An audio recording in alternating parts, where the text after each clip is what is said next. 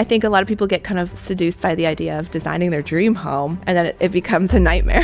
For sure. So the guiding principle for me is really figuring out up front what's going to make this family happy. Has to be someone that has more interests in life versus just landing that contract or winning that business. I personally think luxury is the amount of thought that goes into something. So humans are actually supposed to be in nature. And when you put a human in a house and you fill it with man-made materials, and we're looking at glass and steel and concrete, that connection is kind of lost. I love this. Hi everyone, today we're sitting down with Jessica Neilas, who's the founder of Wolfe Interior Design, based right in Toronto. And I met her about 5 years ago with the owner of 70 Gormley Avenue, which is a property that we're sitting in right now. And over the years, we got to know one another, and I really started to enjoy the process that she takes her clients through, in addition to her design elements and her inspiration. And we thought it'd be fun to have her join us for a little bit of an interview. Jessica, thanks for joining us. My pleasure. Sitting down in the family room of 70 Gormley, and everyone that walks through this home always stands still at the front door, takes a deep breath, exhales, and then says, "Wow, this is spectacular." So we thought maybe you can share with our audience your overall vision and the inspiration behind this project. Absolutely. I think we love the area. It's such a stately area. It's a beautiful location. And we wanted to create something obviously new and modern and contemporary, but we wanted it to feel like it was meant to be here. And it has little nodes of nostalgia throughout and some historical character to kind of bring those two worlds together. So we really wanted a family home that felt like it meant to be here. It wasn't like an assault on the neighborhood, but it is fresh and sleek and modern and elegant, and a place where a family could, really make it a home. Yeah. And one of the factors that resonated with me from the onset is the design elements are all timeless. And I share that with people that walk through the home. And I always say all the color palettes, all the little details will really enable this home age gracefully as years go by. And it'll look just as good in 10 to 15 years from now. Yeah. I think that's the whole point, is that we definitely want something classic and timeless. But the kitchen, again, is very sleek and modern. It's wood. It's not your typical white kitchen, which is just an easy builder basic throw in, right? Everyone, can work with a white kitchen. But this one has a little bit more character and a little bit more warmth, which I think people are afraid to do generally, but it works out if it's kind of in a sea of lighter colors, right? And we have beautiful things like, we have the coffered ceilings and paneled walls, and it's a place that has its own character and warmth, but a family can also come in and make it its own and really add their own character and really appreciate the larger spaces throughout. Yeah, I agree. What's also great is that the proportions in this home are so meticulously crafted. Every room feels large and expansive. And what's also great is there's lots of storage space within this home.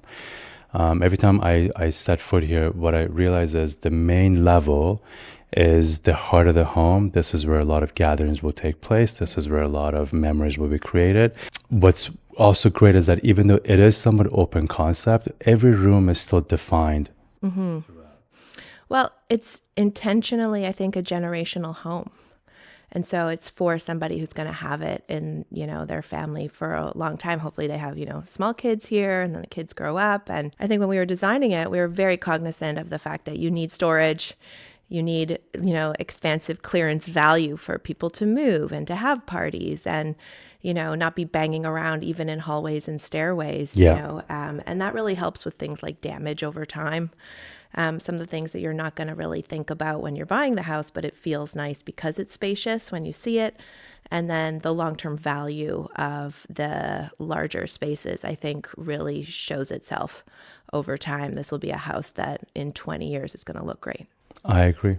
Yeah. I agree. What I also really enjoyed throughout the process was how communicative your team was, because sometimes the seller would, carbon copy me on emails, and someone would write her back almost right away and very thoroughly. So I think whoever that works with you and continues to work with you, they're very lucky to have you as part of Oh, their you're team. so sweet. We have an all-female team and they're handpicked and they're all sweethearts. So I just won't. I mean, why start a company and then work with jerks, you know? For sure. to put it mildly. But no, they're all sweethearts. They're all lovely. I want to make sure that, you know, not only is my day-to-day great dealing with my team, like I love them all, my interface as a company is great with all of our clients as well. They get to deal with those people too. And I would say some of them are nicer than me. So I think our clients are like pretty lucky to work with them. Yeah. Yeah, and I think that's a testament to you because you empower your team to think for themselves and to use their own, common sense to make decisions. Clearly, you're probably a sense of inspiration for them. So as time goes on, you have all become really cohesive and you think the same way, you make decisions the same way. But I think a lot of the credit should go to you. You're so lovely. We definitely want to make sure we have a tailored experience for our clientele.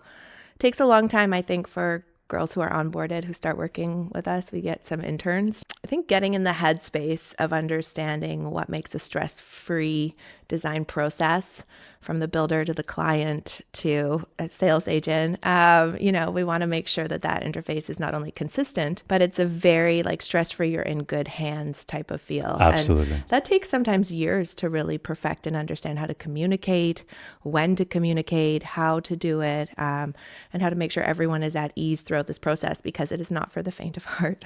For sure. Yeah. As it is with any business. Yeah. And maybe you can also tell us a little bit about the lighting design. That's one of the features that I noticed immediately. There's also several skylights within the home. So the natural light is ample all day long. So maybe you can tell us a little bit about where that vision came from. I'll dive right into lighting because I'm like a lighting nerd. You'll notice things, for example, throughout the house, like the placement of the light switches. So we try and adjust those not only so they don't interfere with the paneling. You never have a messy detail, but they're always off the side of the wall as much as possible. And the reason for that is so that people can put art and really make use of the wall.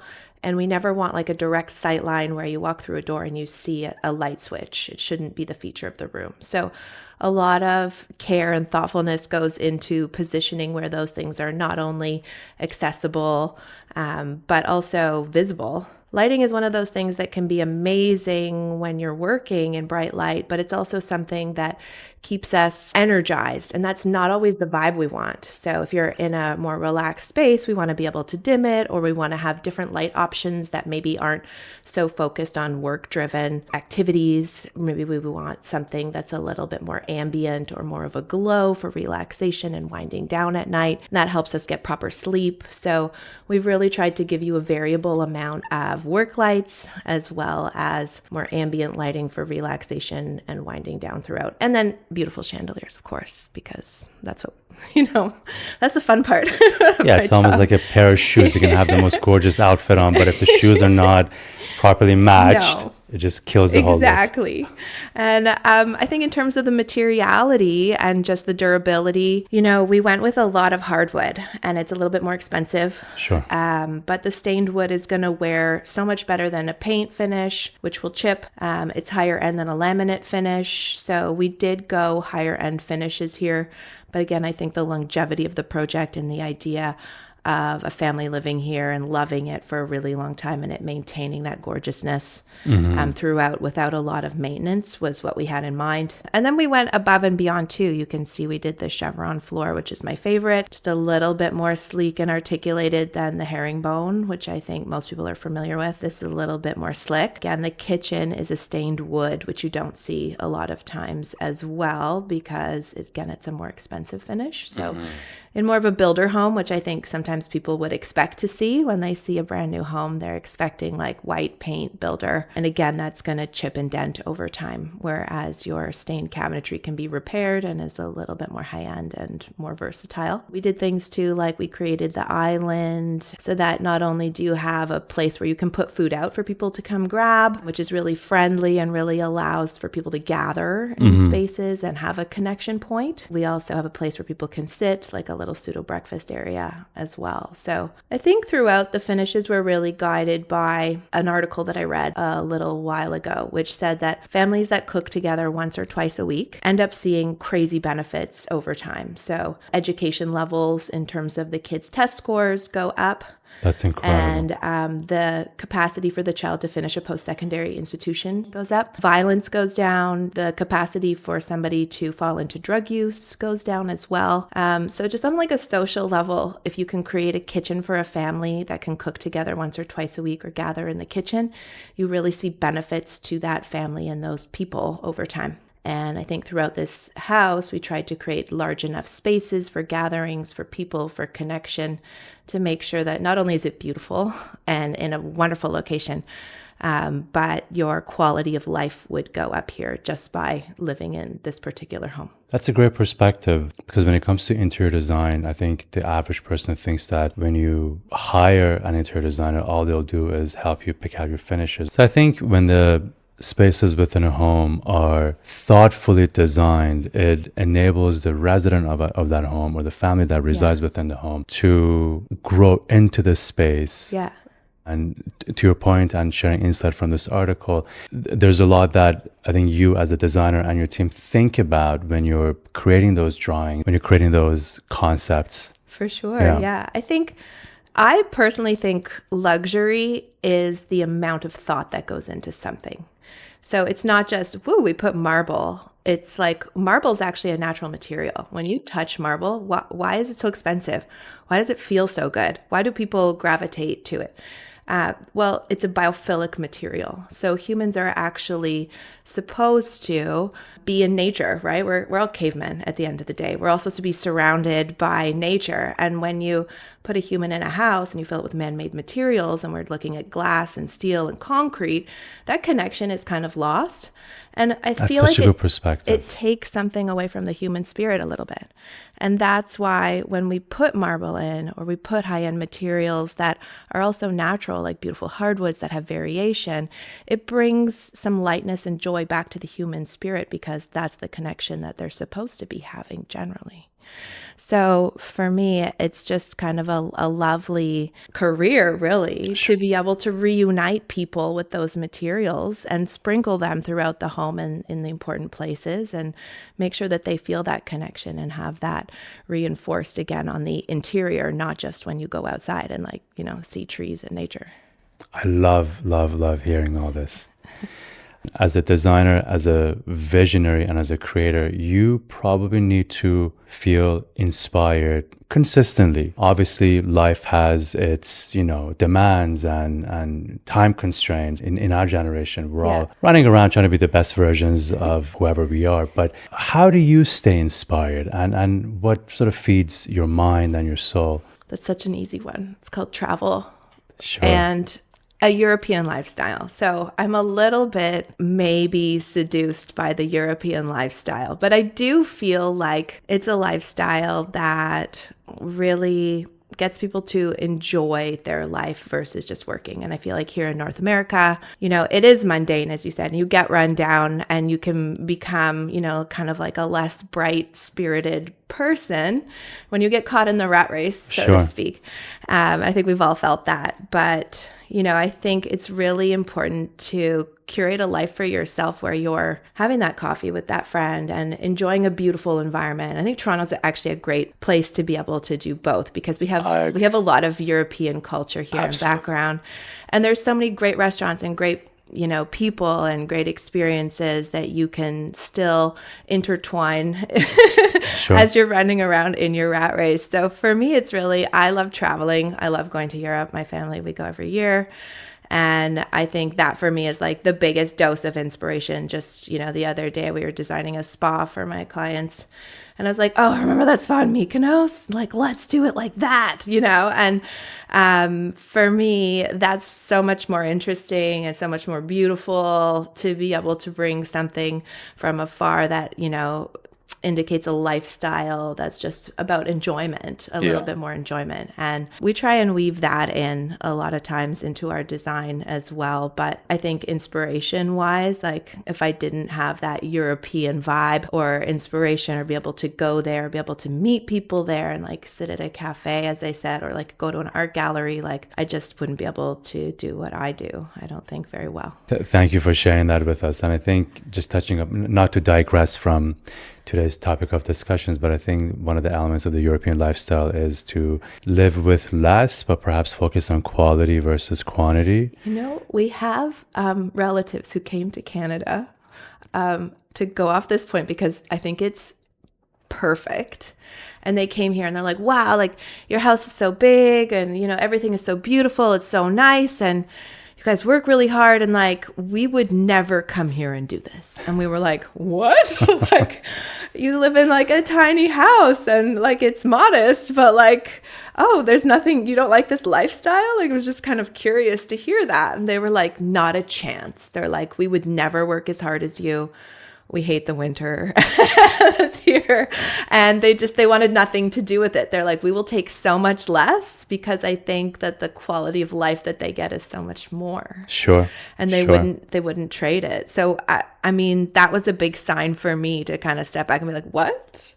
Like all of these things, all of this beauty, all this stuff at the end of the day, it's really about, I think, your happiness and your connectivity to other people. And that's just more important over there than here. So we always try and bring a little bit of it. It's great to not only take inspiration from other cultures, but to take bits and pieces and formulate it in your own way and create a life that is more and more meaningful on a daily basis. Yeah. I think it's a good hybrid. I like working hard. Like I've just been that type of person, really geared towards getting things done and organization. And I love working. Like I love what I do. I'm lucky that I found what I love to do because I love working hard at it. But I also really see that point too, where there's more to life than working, and there's more to life than money and gaining things. And I think you have to find, you know, what kind of hybrid makes the most sense for your life. For sure. Yeah. For sure. And I think as time goes on, as we all, I don't want to use the word age, but as we all go through life, our desires change or evolve. And as long as you're cognizant of what else is out there in the world, I think sometimes we shift and we pivot and we focus on other things that seem important to us at that moment in time. First of all, you don't want to say the word age because you don't age, and it's kind of crazy. I just want to mention that. Yes, so I'm going to rephrase my word going forward. But, are you referring to me? Yes. Oh, look who's talking. I wouldn't say that. No, he's like stuck in time. It's like a time warp right now. No, I think it's nice to pick bits and pieces. I think that's what's so lovely about the freedom we enjoy is you can say like, oh, I like this little piece of lifestyle. I like this. I like the way that these people did. And you can create your life to be how you want it to be. And I think people forget that. I don't know what that has to do with the interior of this house. Well, in a full circle, but also I think it's important for our audience and really for anyone that's looking to renovate a home or build a home to know that the person they hire as their designer or as their advisor has to be someone that has more interests in life versus just landing that contract or winning that business. Yeah. So I think the more our clients know about who we are and what keeps us going on a personal level, the more we'll end up connecting with clients and people that resonate with our personalities. And then the whole process ends up being a collaborative and a super successful team effort. I agree. So that's where, so all of this does tie down to 70 Gormley Avenue, but there's so much more just for you creating conceptual drawings for a client. I totally agree. I think too, one of the things that's interesting is our process involves a lot of R&D upfront for the client. So we want to get to know the client. And it's not just like, do you like white? Do you like gray? Sure. right? I really want to understand, how do you entertain, and why do you entertain? How do you want your life to be? Because we are painting a picture for you. So in a house like this, we're trying to think of who is going to be this buyer, who is this target market, what are they going to do here? And we're almost imagining a life for them in a way. People forget that we're designing it and tailoring it for you very specifically. And we want to know how you think. And if someone just says, well, I just want a modern glass staircase, well, there's 50 versions I could put on a page in 2 seconds for you of tinted glass, ribbed glass, different metals, different finishes, how hard, how soft does something look, right? So getting into the nitty gritty of really what makes someone tick or what turns someone off is very particular. And when you design a house like this one, we're trying to imagine what's going to appeal to a lot of people. But at the same time, we're also imagining, like, what is an ideal life for somebody here in this neighborhood, in this city, who, and just give them all of the things that we think that they might like for lifestyle, right? Like, we want to be able to create a party. You want to be able to have a generational family here, maybe a dog, right? How does this place wear with a dog? Or if you're entertaining and you're having your parents over, how are they getting up and in? How do they get to the powder room? How do you get groceries from your car here?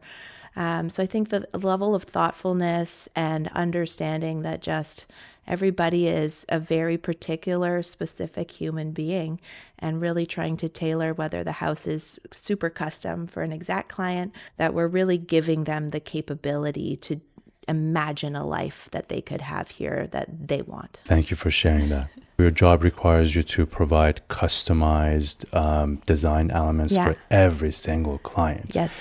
And to your point earlier, every family, every client has different needs and different lifestyles. Yeah. You have an extensive level of experience, you have your education. How do you draw different types of vision to then put them on paper and eventually bring them to real life? I love this question because people sometimes will look at our Instagram feed or our website and they're like, I'm just not seeing like my exact style here. And I always say, well, we have not designed it for you yet.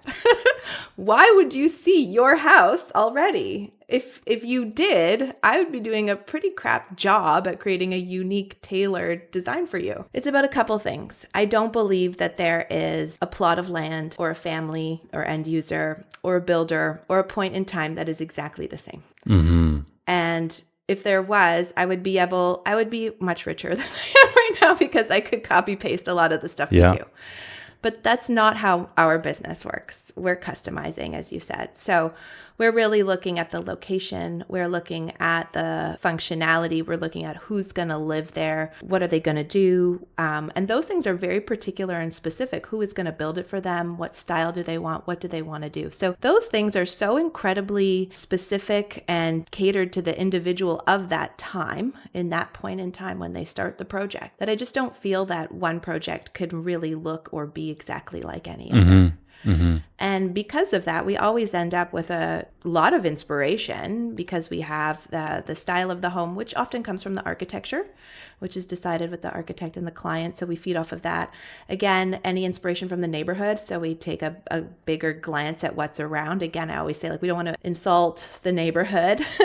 We also don't want to be, we don't want anything that's contrived. We don't want to pretend to create an English cottage, in the middle of downtown Toronto in 2025. That doesn't make sense. So we're always taking little bits and pieces of things and throwing them all together and creating something new. I like to call it the design sausage. What's in the design sausage? It tastes great. What's in here? And it's because it's so many different little bits and pieces of personality, of somebody who wants to display a collection of something, of a historical moment that happened down the street in the neighborhood, or a piece of French architecture, right? And we mix all those things together in a very elegant way. And hopefully you come out with something that's really unique, really tailored to the client and different than anything that they've really seen or experienced before because it's specifically for them in that moment. I love this. Is there a guiding principle you follow when you're bringing a project to life? I think overall, the success of a project is really just measured by the end user. Unless we are able to clearly define what is going to be successful to the end user, we fail in guessing what that is. I don't have a particular style that I love that I just stamp on every drawing. So the guiding principle for me is really figuring out up front, what's going to make this person or this family happy, or what's going to make this business successful if it's a commercial project. Sure. But it really comes down to trying to figure out those very specific boxes to tick up front, carrying that through the process, because it might be a year and a half that we're in the design process. Sometimes people forget. They're just like, oh, I like the blue one. Pick the blue tile. They kind of get fatigued. But if you go back to those principles, well, what were those things that we defined up front that are going to make this successful? Oh, we forgot, it needs to have a French influence, or it, needs to be really durable, or the space needs to be really flexible. Actually, that looks beautiful, but that's not exactly ticking all those boxes. So I think our guiding principle is really figuring out what is the foundational successful pillars that we need to achieve, and then pulling that through the entire design process to create something at the end that achieved what we set to start out with in the beginning. We need to come up with a formula and then have the strength to pull it through from beginning to end, versus a singular beautiful line that I could give you about design. So Jessica, as someone who's been in the business for quite some time, what advice do you have for families and clients that are wanting to build their dream home or renovate their dream home, and they've never done it before on an extensive level? I think a lot of people get kind of seduced by the idea of designing their dream home, and then it becomes a nightmare, right? The process of getting there. I don't think that HGTV has been helpful to us over the years in letting us understand what the true process is either. So it's a very lengthy process. I think it's stressful because there's so much money and time involved in it, and people forget what's at stake, right? The success of this house behind millions of dollars and hundreds of people, and the time and the effort it takes to get all of those little things right. I think really having a better grasp on what that process is like, and maybe talking to people who've done it before, or speaking with builders and understanding the full process, would be really helpful up front. And not to say that it isn't super fun and, it isn't great at the end when you walk through this beautiful house we've all designed and swoon over all the details and materials and everything. But it's a difficult process. Otherwise, more people would do it. Sure. What I tell clients is that if you're planning on building or renovating, you have to think about the fact that you will need to be committed to the process for as short as 9 months up to 2 years, depending on the extent of it. And you have to dig deep within yourselves and your calendar to see if you have the time to take on another part-time job for that length of time. I always feel bad because I'm sending clients emails and I'm like, well, I need you to get back to me on these 4 things, and then I remember like, oh, they have 3 kids and they each have a job and they're probably really tired. The last thing they want to do is sit down and do homework for my designer, right? So it's a big undertaking for them as well, like on a personal level. And I think that's definitely, something that doesn't get seen up front when you're excited about, design, for sure. building a house. For sure. Yeah. And then we have clients that do it once and they become so inspired by it that they want to repeat it, do it every few years. Oh yeah, repeat clients, they become addicted to it, right? I have some clients who are like, I just want to build, or I just want to do the design process again because they had such a great time.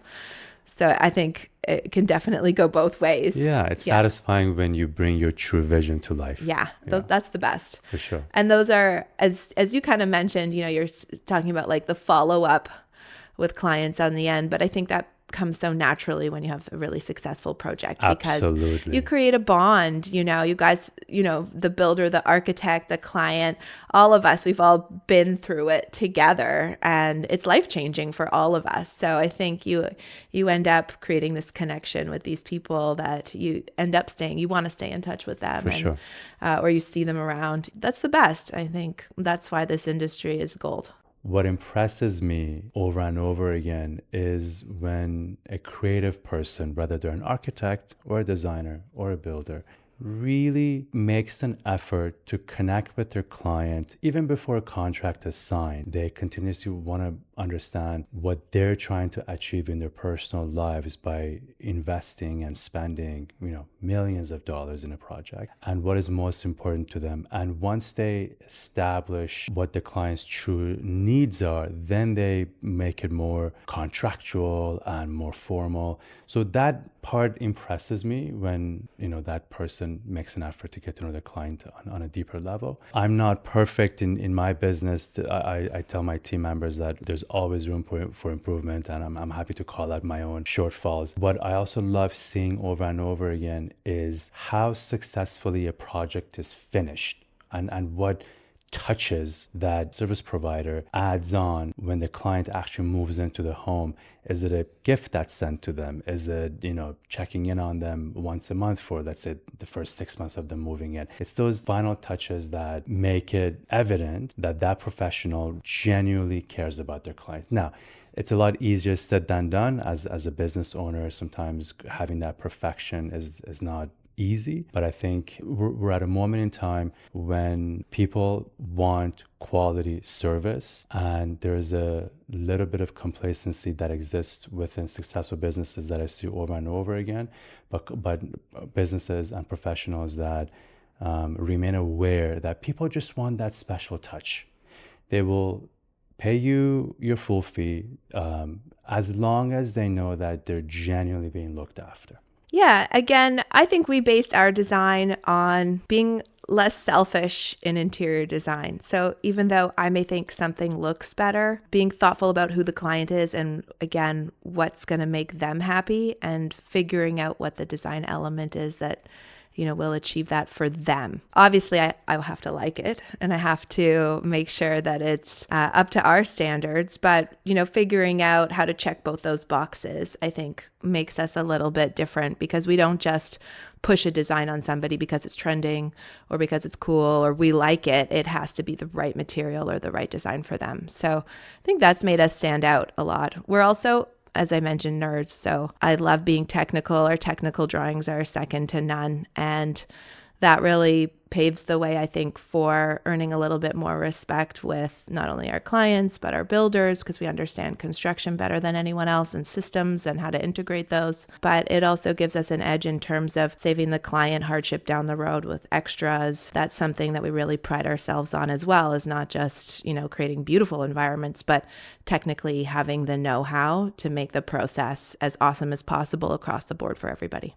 Jessica, I want to thank you for making time to sit down with us today. I know how busy you are, but perhaps you can tell us where our clients can find you. Oh, we're everywhere. We do projects across North America, but you can find us online at wolfeid.com. You can also find us on socials, obviously. I'm at Jessica_Neilas, Neilas. Beautiful.